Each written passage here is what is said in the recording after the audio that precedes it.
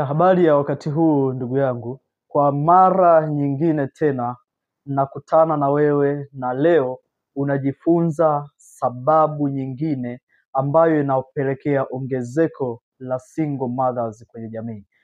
Tumeanza toka mwanzo nikiwa najadili na kueleza na kufundisha jinsi ambavyo single mothers kwenye jamii wanaonekana, na tukaona chanzo cha single mothers kwenye video yangu ya kwanza kabisa ambayo inasema chanzo halisi cha uwepo wa single mothers. Baadaye tukaangalia mazingira ambayo mwanamke hatakiwi kujiweka ili kuweza kujiepusha na janga hili la usingle mother. Kulea mwanamke, kulea mtoto akiwa peke yake bila baba. Nimeelezea kwenye video zangu za nyuma. Leo sasa unajifunza sababu nyingine mojawapo inayopelekea ongezeko hilo la single mothers. Karibu sana sana sana. Naomba unisikilize, ni kwa muda mchache utajifunza mambo makubwa ambayo utasaidia hata watu wengine na yatakusaidia wewe pia. Mimi naitwa ni Mwalimu Emmanuel Sai, ni mwalimu na mtaalamu wa masuala ya mahusiano. Kama ambavyo nimesema hapo awali, ni kuhusu sababu mojawapo ya ongezeko la single mothers kwenye jamii. Single mothers kiufupi, hawa ni wanawake ambao wanalea watoto au mtoto peke yao. Mwanamke analea mtoto peke yake bila baba. Inaweza ikawa ni sababu yoyote iliweza kutokea na kumfanya mwanamke awe na familia ya aina hiyo, familia ambayo haina baba. Tukiondoa sababu ya kifo, ziko sababu nyingine ambazo ni kupitia katika vipindi vya maisha. Huyo tunamdefine kama single mother. Sababu mojawapo ambayo leo unajifunza ni juu ya ongezeko la talaka ndani ya jamii na ongezeko la watu wanaotengana. Kuna tofauti kati ya kutengana na talaka. Talaka maana yake mnaandikiana vithibitisho vya kwamba tayari tumetengana na ndoa sasa kati ya mimi na wewe haipo. Lakini tunaposema kutengana, mnatengana nyie ili hali ndoa bado ipo. Hakuna vithibitisho vyovyote vya kusema kwamba ndoa hii haipo au imevunjwa, ila mlikuwa mnakaa pamoja kama mke na mume na mna watoto, alafu baadaye mnaamua kutengana bila ndoa kuvunjwa. Sasa kumekuwa na ongezeko sana la talaka na ongezeko kubwa sana la watu kutengana. Takwimu za sensa ya watu na makazi ya mwaka 2012 inasema kwamba asilimia ya watu wanaotalakiana ilikuwa ni 2.9, ambapo kumekuwa na ongezeko karibu la asilimia 0.8, ambapo sensa ya watu na makazi ya mwaka 2022 ya Tanzania inasema kwamba imefikia ongezeko la talaka limefikia 3.7 asilimia. Ni ongezeko kubwa, na kwa watu wanaotengana, ukichukua takwimu za mwaka 2012 ongezeko lake ni kubwa mara 2 ya kiwango cha watu kutengana kwa mwaka 2012. Nikiwa na maana hii, mwaka 2022 takwimu zinaonyesha kwamba watu wanatengana kwa asilimia ya 1.8, kutoka 0.8 mpaka 1.8. Sasa hii inatuonyesha kwamba kiujumla ongezeko la familia kuvunjika ni kubwa, ambalo kama tulikuwa na familia sasa na imevunjika, bila shaka kwenye familia hapo kuna watoto, kuna mke, mume na kuna watoto. Sasa kama watatengana, kuna asilimia kubwa tukawa na watoto wengi ambao wanalelewa kwenye familia ya mama peke yake, jambo ambalo linatupa au linaakisi kwamba kuna asilimia kubwa vile vile ya wanawake wanaolea watoto peke yao, yaani single mothers. Sasa kwa ujumla wote huu, hii inaleta wito wa kwamba jambo hili linapaswa kushughulikiwa kwa kina, na kushughulikiwa kwa kina, hakuna jambo ambalo tunaweza tukalidhibiti vizuri bila kwanza kulielewa chanzo chake ni nini, linasababishwa na nini, ndipo tunaweza tukaja na njia ya kulidhibiti. Hivyo basi, wakati huu nipo kukueleza na kukupa taarifa kwamba hali hii ikoje na sababu zake ni nini. Kwa nini kunakuwa na ongezeko la talaka? Kwa nini kunakuwa na ongezeko la watu wanaotengana kila siku? Na takwimu zinatuonyesha kila siku zinazidi kupanda. Kwa hiyo tunategemea kwa sensa ijayo, kuna uwezekano taarifa zikawa mara 2 zaidi au mara 3 zaidi, zimeongezeka kwa asilimia nyingi. Hivyo sababu zake ni nini? Sababu moja wapo inayopelekea hili ongezeko la talaka na watu kutengana ni mmomonyoko wa maadili ya ndoa. Mmomonyoko wa maadili ya ndoa. Watu wengi sana siku hizi wanaoa na kuolewa bila kuwa na taarifa sahihi, kuwa na maarifa sahihi juu ya ndoa ni kitu gani, ndoa ni nini, ndoa sio nini, nikiwa kwenye ndoa natakiwa kuwa vipi, au inatakiwa nifanye nini na nini nisifanye. Kwa hiyo kutokujua hiyo, ujinga huu kuhusu masuala ya ndoa, kutokujua kanuni na maadili ya ndoa imepelekea kuwa na mmomonyoko mkubwa sana wa maadili ndani ya ndoa. Ndiyo maana leo ni rahisi tu kijana akaoa na akaanza kukaa na mwanamke kwenye ndoa vizuri safi, lakini haichukui siku nyingi kumuona mwanaume huyu ana mwanamke mwingine nje, kumuona akiwa akifanya uzembe wa hapa na pale katika kutimiza majukumu yake. Sasa ndio maana tunasema kwamba ni muhimu sana kwamba mtu kabla hajaoa au kuolewa ajue ndoa ni nini. Akiwa kwenye ndoa anatakiwa kufanya nini, anatakiwa ajidhibiti ili nini asifanye, kwa sababu kuna baadhi ya vitu ukivifanya tayari ni umekiuka maadili ya ndoa.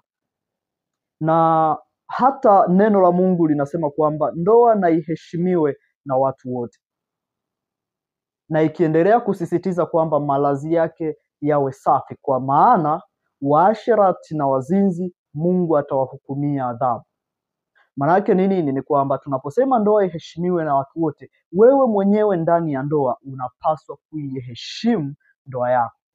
Kwa maana gani ya kuiheshimu ndoa yako? Inabeba wigo mpana sana, ikiwemo kukaa kwenye nafasi yako kwenye ndoa kama ambavyo inastahili ukae, lakini pia kuitengenezea thamani na kuiheshimisha. Hapo hatutakuona ukifanya uasherati, hatutakuona ukifanya uzinzi, hatutakuona ukinywa pombe, hatutakuona ukifanya aina yoyote ya utovu wa nidhamu juu ya ndoa yako. Kutokufanya hivyo maana yake ni kuleta mmomonyoko wa maadili ya ndoa, ambayo ndio yanayosababisha leo moja kwa moja ndoa nyingi kuibuka, migogoro mikubwa, migogoro ambayo hata kuitatua hatuna maarifa nayo. Matokeo yake ndoa inavunjika. Mlikuwa na watoto 2 watatu, tayari mama anabaki kuwa single mother, baba na yeye anajua kunakoelekea, pengine naoa mwanamke mwingine na kule inaenda kuwa hivyo hivyo. Hiyo unaweza ukaona kwamba watu hawajui kuwa ndoa ina maadili yake, na pengine tunajua ila hatuna msisitizo au tunapuuzia, bila kujua kwamba ndoa ni agano, ndoa ni commitment, ni kujitoa na kujidhatiti haswa kwa lifetime, yani mpaka kufa, bila kujua kwamba unapokuwa umeamua kufunga ndoa na kuishi maisha ya ndoa ni kuwa umefanya uamuzi wa kuchagua kuishi maisha hayo. Kwa nini uanze kwenda kinyume na maadili ya ndoa ambayo unatakiwa kuwa? Kwa hiyo tabia zetu ndani ya ndoa, tabia za watu wengi ndani ya ndoa zinaashiria mmomonyoko kabisa. Ndoa haithaminiki kama ilivyokuwa inathaminika awali. Kwa sababu gani? Misingi yake na maadili yake tumeyapuuzia, pengine tuko wajinga na hayo na hatutaki kujifunza na hatuko tayari pia kujidhatiti kama ambavyo inatakiwa kuwa. Hiyo ni sababu mojawapo inayopelekea ongezeko la talaka na watu kutengana sana, na matokeo yake ongezeko la single motherhood kwenye jamii. Hiyo ilikuwa ni sababu mojawapo. Lakini sababu ya pili ni unyanyasaji wa kijinsia pamoja na kihisia. Tunajua kwamba ndani ya mahusiano yoyote yale huwa tunahusisha hisia zetu, majukumu yetu mbalimbali ya kijinsia. Sasa kwa sababu inakuwa inahusu aina mbili za jinsia, mwanamke na mwanaume, kuna mmoja ananyanyaswa kwa sababu ya jinsia yake.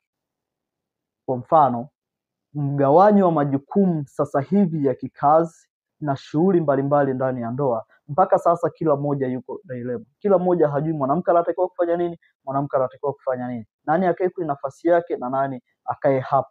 Bado hatujajua, bado watu wengi sana wanashindwa kutambua jambo hilo. Sasa kutokujua pia nafasi yako ya kijinsia, kama wewe ni mwanamke, kama wewe ni mwanaume, kwenye mahusiano yako ya ndoa, hii ni rahisi sana kuvunja, ni rahisi sana kuleta mgogoro kwa sababu tu za kijinsia. Ndio maana unakuta mwingine amepigwa, ametukanwa, amenyanyaswa kwa aina yoyote ile kuhusiana na jinsi yeye alivyo au kulingana na jinsia yake.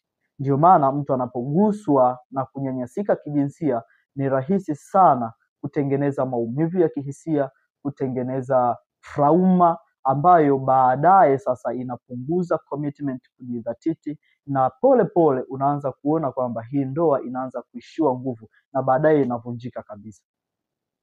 Kama mlikuwa na watoto, the same ways mnatengeneza generation ya kizazi ambacho hakina malezi timilifu, kizazi cha single motherhood. Ni wigo mpana sana, lakini hiyo ni kidogo. Kwa hiyo ndiyo maana katika kila changamoto za ndoa zinazohusu masuala ya kijinsia, ni lazima ukute kuna maumivu ya kihisia kwa sababu ya muunganiko wa mume na mke. Kwa hiyo unapofanya ukatili wowote, kama ambavyo ile tafiti ya Hati Buzungu alifanya tafiti, Hati Buzungu kwenye tafiti yake inaitwa Road to Divorce in Tanzania, moja ya sababu zake kuu 5 zinazopelekea talaka ilikuwemo na ukatili. Kwa hiyo sio jambo la kupuuzia, kwa sababu mtu anaenda analewa, anarudi anampiga mke wake. Mwanamke anaenda analewa, anakuja kumtukana mume wake.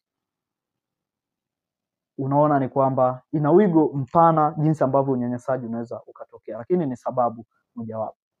Na sababu nyingine ni matatizo ya kifedha. Sasa tunapokuja kwenye matatizo ya kifedha, na tunamshukuru Mungu sasa hivi kila kona ukitembea unakuta elimu ya fedha inatangazwa, elimu ya fedha inaelimishwa, vitabu mbalimbali, watu mbalimbali wanazungumza sana kuhusu elimu ya fedha, pengine kuliko hata maeneo mengine yote. Lakini kwenye kuhusu ishu ya fedha wanaongea sana, lakini sijajua kwamba inatusaidia au hatusaidii. Lakini kimsingi ni kwamba matatizo ya kifedha ndani ya ndoa pia yanapelekea migogoro. Mnapokuwa hamna pesa, kuna migogoro mikubwa sana. Mnapokuwa na pesa, migogoro ndio inazidi kuwa mikubwa kadiri ya fedha yenu inavyozidi kuwa nyingi. Hiyo kwa nini? Ni kwa sababu unapokosa elimu ya kifedha, unapokosa ustaarabu wa jinsi ya kuitumia fedha na kuiheshimu na kuithamini na kuidhibiti, ndivyo hivyo inakuja kukusababishia migogoro mikubwa sana, ambayo kama mlikuwa na familia mnaweza ukashangaa mnagombana kwa sababu tu ya masuala ya fedha. Kuna video yangu moja niliwahi kusema kwamba kuhusu masuala ya fedha, kanuni yake ni uwazi na uaminifu. Pale mnapoanza kuficha kuhusu taarifa za fedha, mume anaficha kuhusu taarifa za fedha alizonazo. Kwa mfano, kazi anayofanya na inamuingizia pesa, anaamua kuificha. Anaingiza shilingi ngapi kwa siku, kwa mwezi, haweki wazi au anaweka wazi nusu. Ana miradi sehemu ambayo inamuingizia fedha lakini haiweki wazi.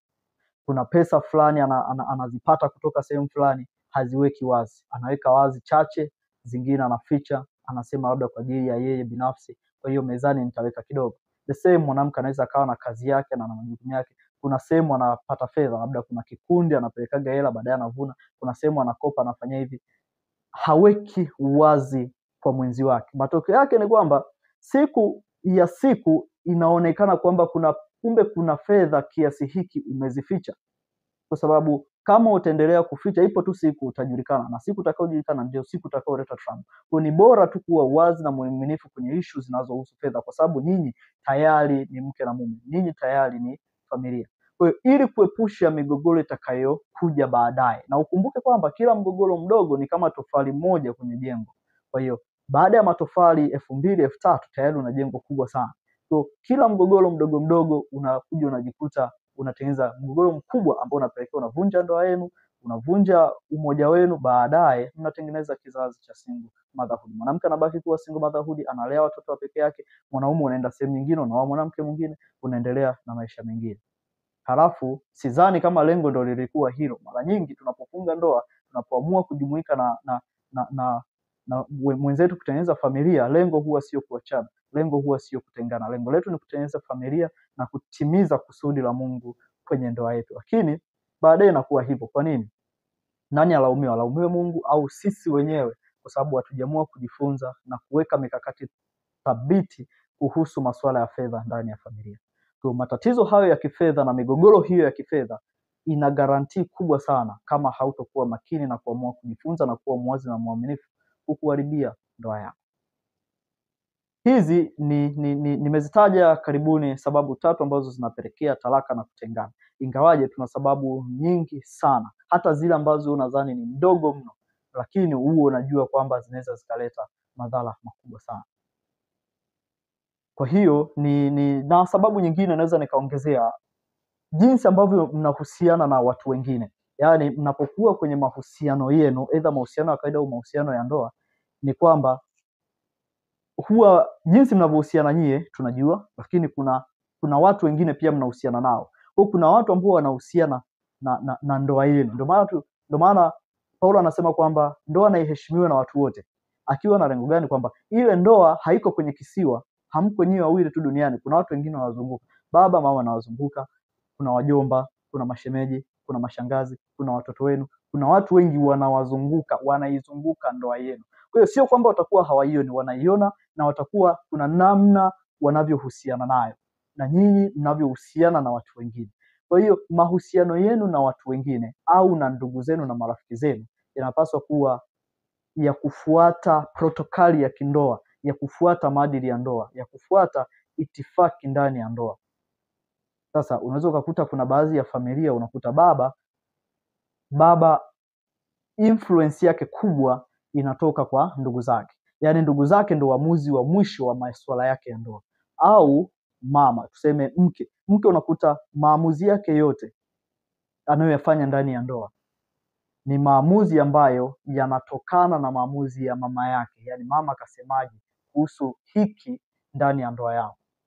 Kwa hiyo kila katatizo kakijitokeza, binti anapiga simu kwa mama kupata ushauri, na unakuwa ushauri wa mwisho. Kutoa ushauri sio kitu kibaya, lakini anapokuwa third party, anapokuwa muamuzi wa mwisho wa kile kinachotokea humu ndani, inakuja kuwa shida. Kwa ni lazima muwe na namna ambayo nyewe wenyewe mtaona kwamba inatusaidia namna gani. Ndio maana nikasema kwamba hata hawa ndugu, kama hautatengeneza namna nzuri ya wewe kushughulika nao katika engo mbalimbali za maisha, maeneo mbalimbali ya maisha, watakuwa chanzo cha kukuharibia ndoa. Kaa kwenye nafasi yako vizuri, weka vipaumbele vyako vizuri ndani ya ndoa, heshimu ndoa yako, ndipo na wengine wataiheshimu.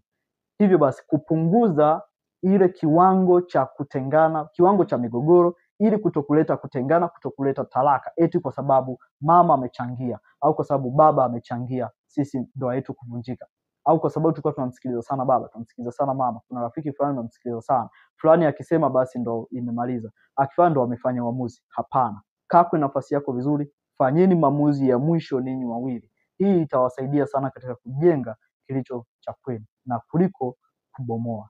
Hapa tutakuwa na familia imara ambazo hazitovunjika vunjika, talaka hazitokuwepo, na hata single mothers watapungua au kuisha kabisa, kwa sababu tumefanya kazi na the root causes. Tumefanya kazi na vile sababu na vihali vinavyopelekea mazingira kama haya.